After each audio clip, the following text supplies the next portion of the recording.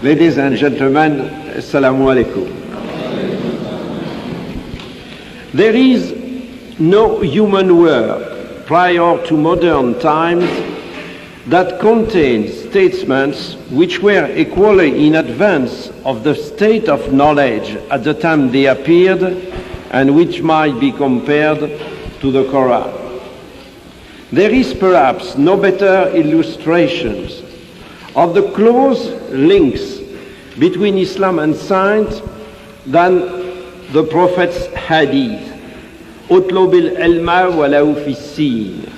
Seek after science even in China, which is a veritable invitation to man to enrich his knowledge. More significant, if it is possible, is the famous hadith, Midadul Ulama Afdalu min Dami Shuhada. The scholar's ink is more precious than the martyr's blood. It comes as no surprise, therefore, to learn that religion and science have always been considered to be twin sisters by Islam, and that today, at a time when science has taken such great strides, they still continue to be associated. And furthermore, certain scientific data are used for the better understanding of the Quranic text.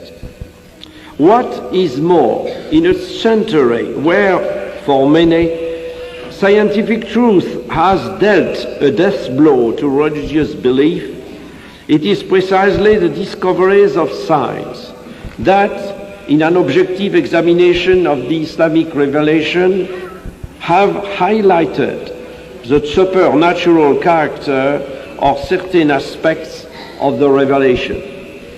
When all is said and done, generally speaking, scientific knowledge would seem, in spite of what people may say, to be highly conducive to reflection on the existence of God. Once we begin to ask ourselves in an unbiased or unprejudiced way about the metaphysical lessons to be derived from some of today's knowledge, for example, our knowledge of the infinitely small or the problem of life, we indeed discover many reasons for thinking along these lines. When we think about the remarkable organization presiding over the birth and maintenance of life, it surely becomes clear that the likelihood of it being the result of chance gets less and less as our knowledge and progress in this field expand. To me, it would seem that the scientific progress made in understanding the fantastic complexity of higher beings provides strong arguments in favor of the opposite theory. In other words, the existence of an extraordinarily methodical organization presiding over the remarkable arrangement of the phenomena of life. In many parts of the book, the Quran leads in simple terms to this kind of general reflection, but it also contains infinitely more precise data which are directly related to facts discovered by modern science. These are what exercise a magnetic attraction for today's scientists.